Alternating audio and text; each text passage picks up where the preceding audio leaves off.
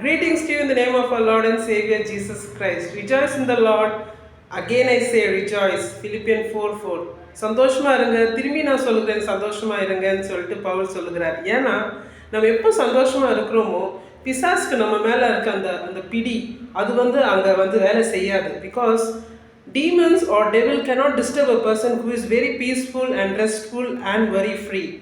அதனால தான் பவுல் சொல்லுகிறார், நீங்கள் திரும்பி சந்தோஷமாக இருங்க, கவலைப்படாதீங்க அப்படின்னு சொல்லிட்டு 4:6 கூட அவங்க எதை பற்றியும் நீங்கள் கவலைப்படாதீங்கன்னு சொல்கிறாரு. உங்களுக்கு இன்றைக்கி எந்த காரியம் ரொம்ப கவலைக்கூடிய ஒரு காரியம் இருந்துச்சோ அதை நீங்கள் இப்போ ஞாபகம் வச்சுக்கொள்ளுங்க.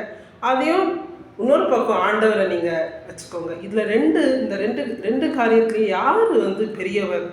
அந்த சூழ்நிலை பெருசா இல்லைன்னா நம்ம ஆண்டவர் பெரியவரா அப்படின்னு நீங்கள் ஒரு நிமிஷம் யோசிச்சு பாருங்கள். எல்லா காரியத்திலும் ஆண்டவர் தான் பெரியவர். அவர் நாமம் தான் எல்லா நாமத்துக்கும் மேலான நாமம். எல்லா சூழ்நிலையிலும் விடுவிக்க அவர் வல்லவராக இருக்கிறார். அதனால நீங்கள் சந்தோஷமாக இருங்க. God bless you.